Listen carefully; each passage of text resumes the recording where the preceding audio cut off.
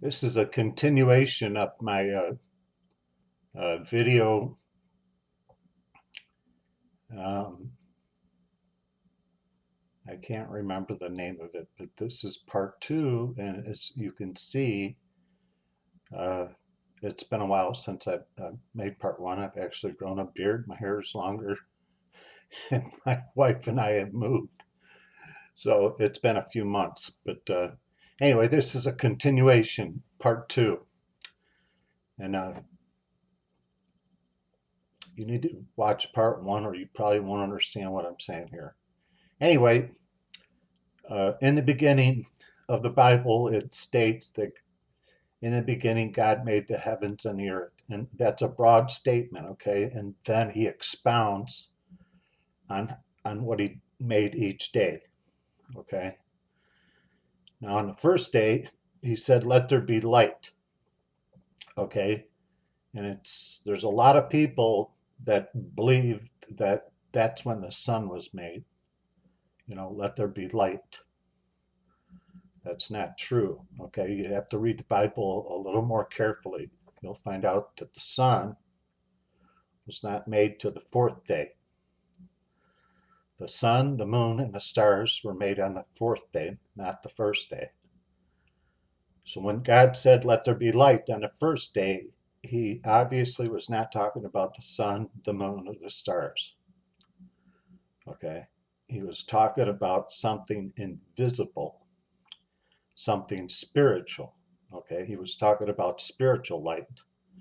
Now, spiritual light is hard to define into words. It really is. You hear people say, "Oh, I see the light. I finally saw the light." You know, or you could tell your child, or you could talk about a person and say, "Well, that person's not too bright."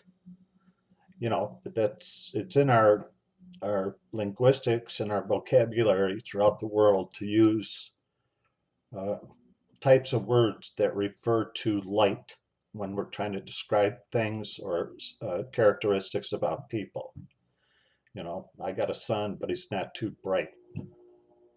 My daughter's not too bright. Okay.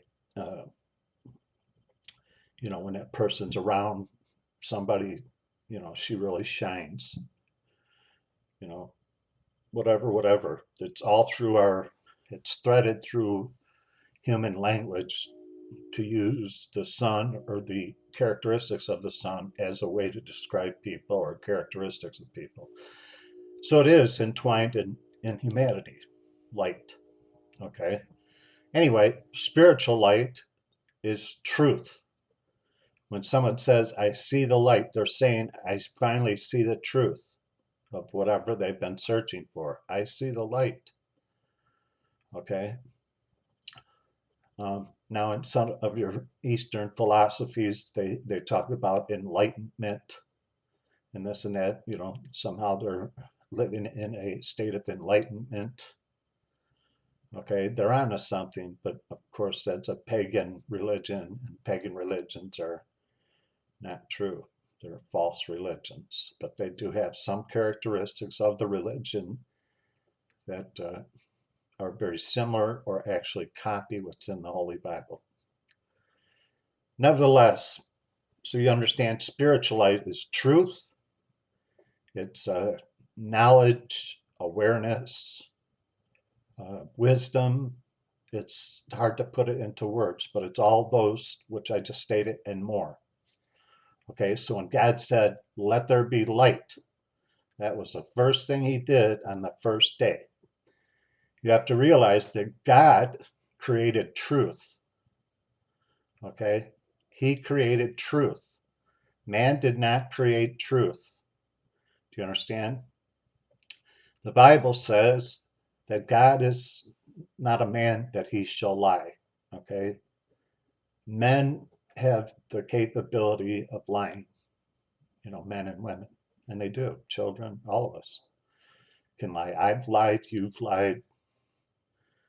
If you don't think you've lied, you're probably not telling the truth. Nevertheless, God created truth. Now, if you read in the Bible at the time period when Jesus was being just before they crucified him. And he was speaking, I believe, to Pontius Pilate. You'd have to look up in the Bible. And Jesus made the statement to Pontius Pilate that he is the truth. Jesus was proclaiming that he is the truth. And Pontius Pilate's remark to that was, "What is truth?" It's in the Bible. Okay? Look for yourself. I'm not, if I give you all these scriptures in my video here, this would be a very long video. And I'm trying to promote you to look for yourself because I think it's better that you look for yourself and see it with your own eyes in the Holy Bible, what it says, and not just listen to people, pastors and preachers, and even me. Look for yourself so you see it with your own eyes. It's always better.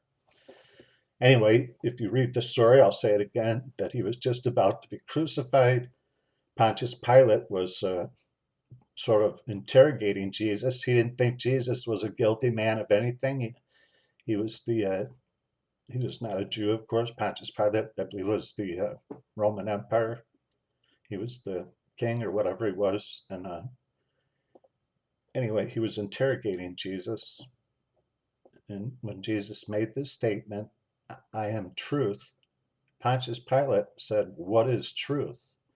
So the point I'm trying to make is throughout history, since the beginning of time, a lot of men throughout the world, or mankind, doesn't know what the truth is. They're searching for something that might exist, but they have a hard time finding it. People worshiped all kinds of things. They worshiped the animals, they worshiped the cow, they worshiped fish. That's why you see in Christian symbolism, you'll see a fish, on the back of somebody's car or something. That's actually the beginnings of that came from a pagan religion, really. And I'm not saying you should tear the fish off the back of your car, but I'm telling you that fish symbol came from a pagan religion. At one time, man worshipped fish. Usually, man worshipped what provided food, is what it looks like to me. Worship cow because a cow provided milk, it provided beef, butter, cream. It provided more than any other animal. So they worship the cow. Nevertheless, it's in man's being to search for something to worship. And all through history, they've worshipped some very strange things. Animals, fish, cow. They worship the sun. They worship the moon. They worship stars. They worship other people, which is a dangerous, all idolatry. When you don't worship the true God, you're worshiping, you're committing idolatry. You're placing something on a pedestal and worship it. And then, like I say, it could be a person. A lot of people idolize sports stars. They idolize celebrities.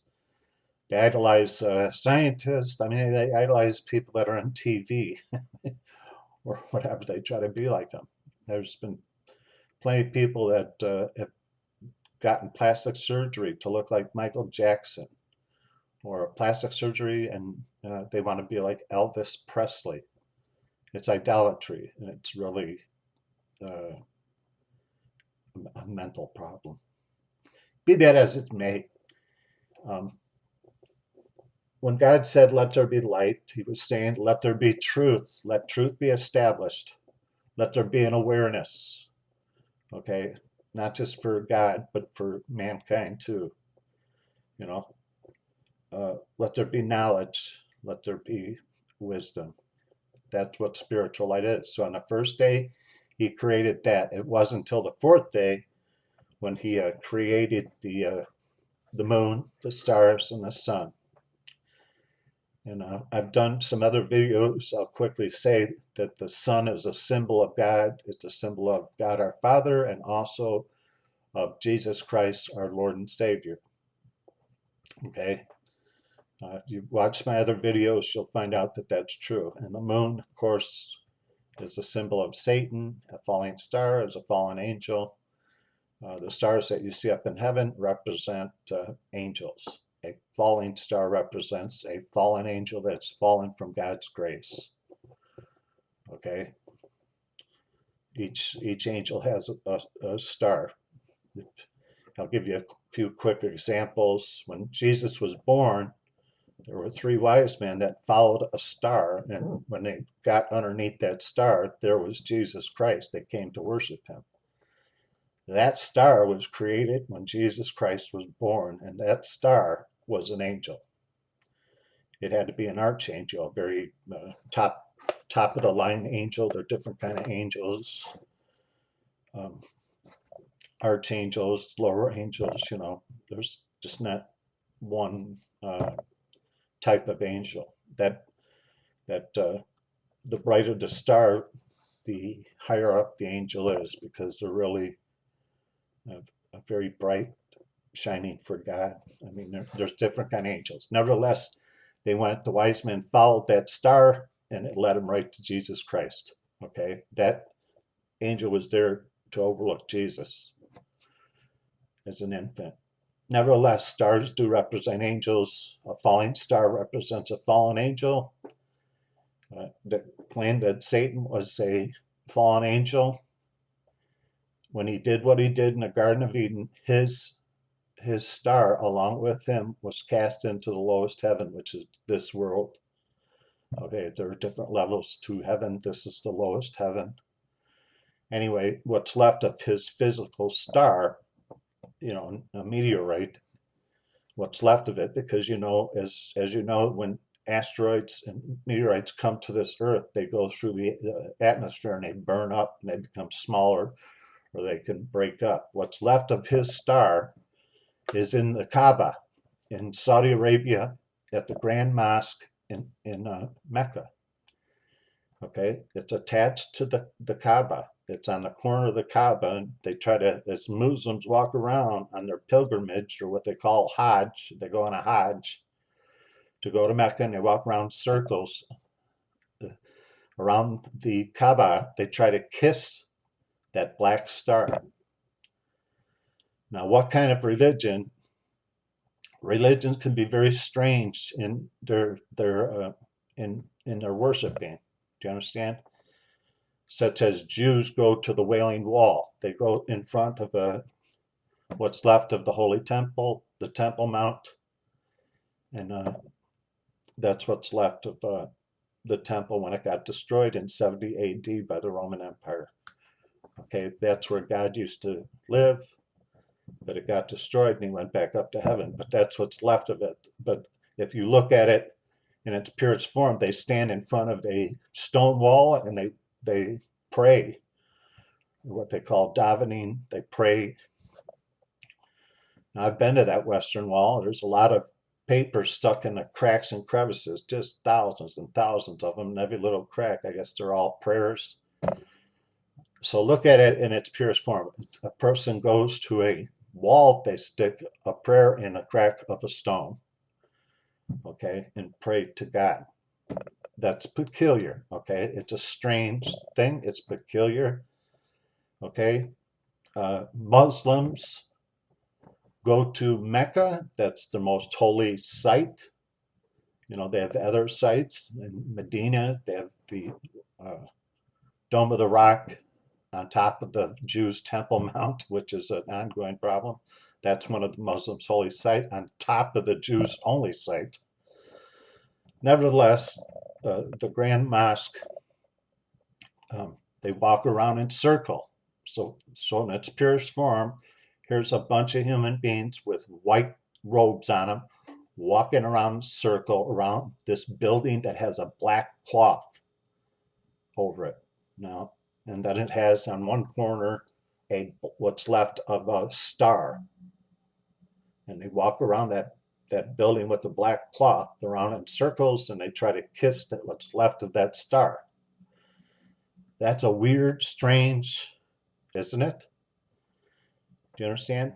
Take a look away all the fanfare and look at it, and it's naked. Look at it like naked. Like, you understand what I'm trying to say? Here's human beings walking around circles around this building trying to kiss what's left of a meteorite.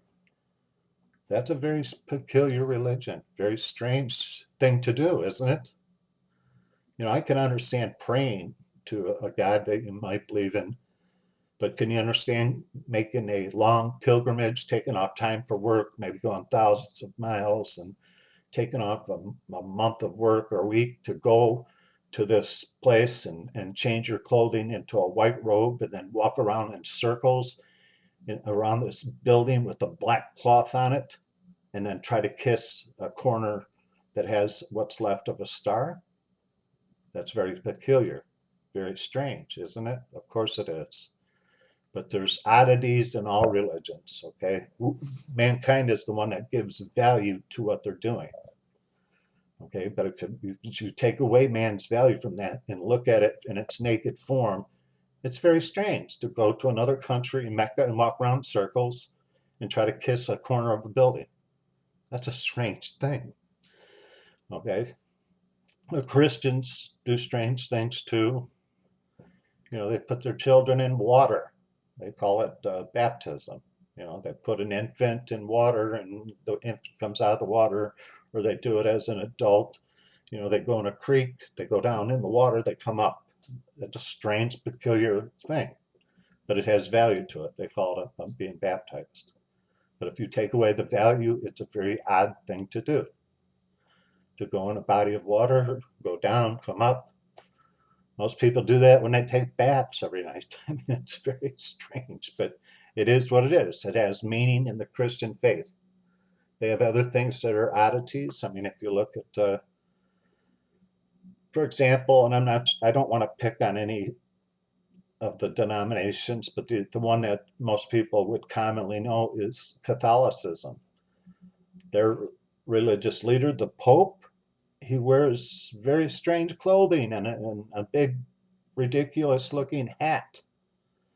And all the clergymen wear pink or purple dresses. They look like a female dress, very colorful.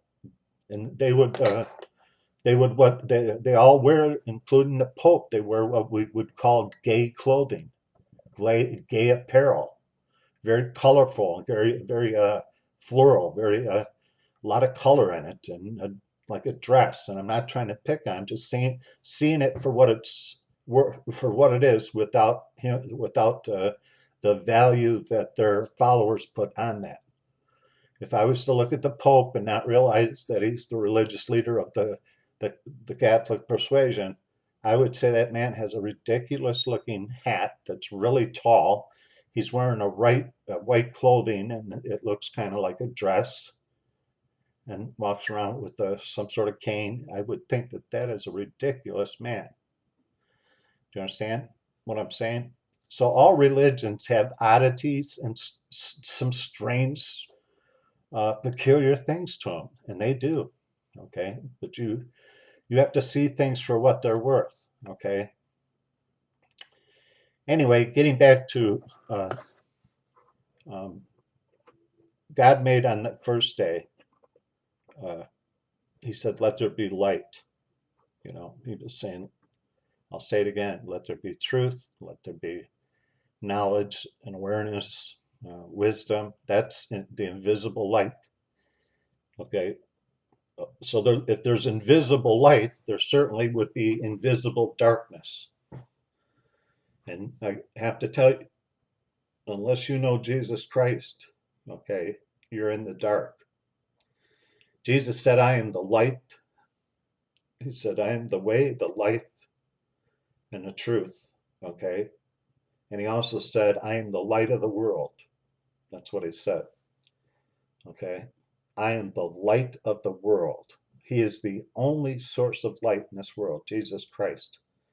So if he's the only light in this world, all others are either fake or religions that hold you in the dark, because Jesus makes a profound statement.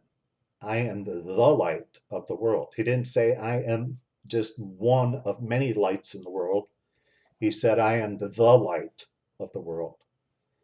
That means all other religions are fake. They're phony and they hold you in the dark. They're either made by man or made by Satan. Those are the only two that they could be made from, because the true religion is made from God, right? The one true God made the true religion. Okay, the one true God is the God of Abraham, Isaac, and Jacob. He's the one true God of Judaism, and also the same God of Christianity.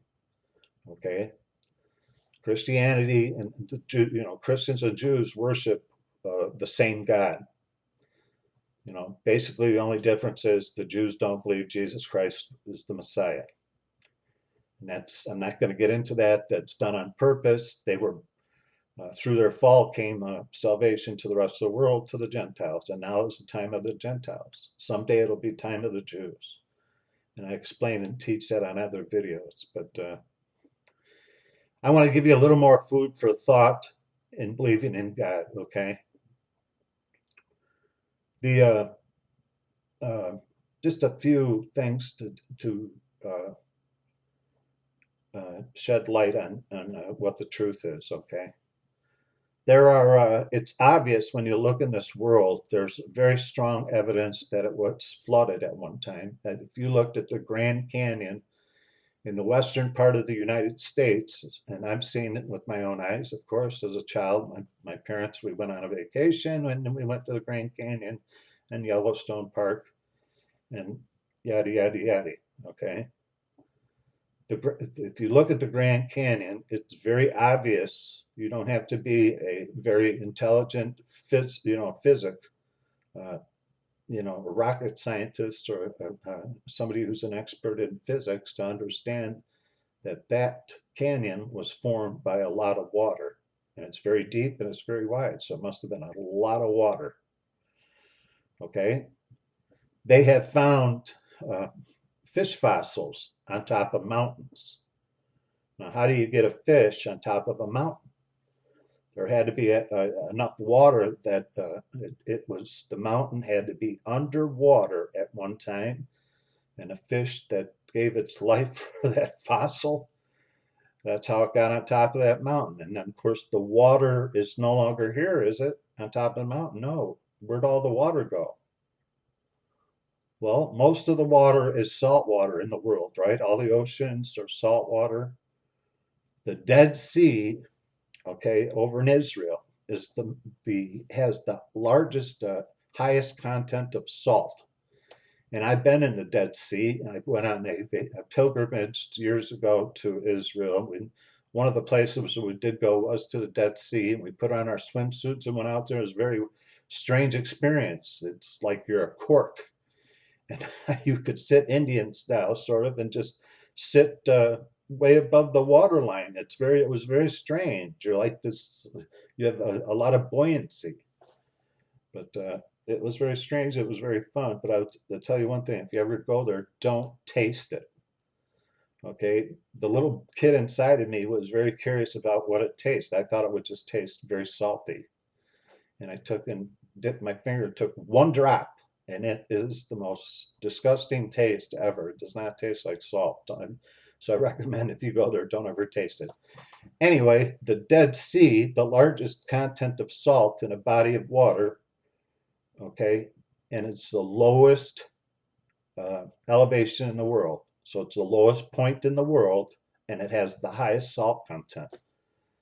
Now, you don't have to be somebody, like I said, you don't have to be a scientist to realize it's the lowest point in all the world and it has the highest salt content. That, as they say, is where God pulled the drain plug when after the great flood, and it all came, all the water had to drain most of it into that Dead Sea because it went wherever it went. Do you understand? Because it makes sense. It's the lowest point in all the earth, and it has the highest content of salt. So, like I'll say it again, that's where God pulled the plug after the great flood, and Noah, and had the ark after God had to make the water go away. This is how you get fish fossils on mountains. This is how you get great canyons like the Grand Canyon in the United States. It's all formed by the great flood. So there is evidence of a great flood in this world, which is evident in the Bible when it talks about God flooded the earth. Okay. Do you understand? Anyway, those are things to think about to give great evidence that the Bible's true. because it is. Anyway, I apologize for this video for being 25 minutes, but uh, and I got off on a few tangents there. One thing I will say is you cannot confine God to explain God and put him in a box. It's God goes on forever. Do you understand? He does. So you can't, even if I was to give lessons for hours and hours and days and weeks and months, I still can't come to an end of God. There is no God. God is eternal. He has no limit to him like we do. We are limited. He is not. He who is unlimited made things that are limited. Anyway, there's a lot of things to think about in this video. I suggest watching over and over, and hopefully it'll help you along your way of self-discovery of who you are and who God is.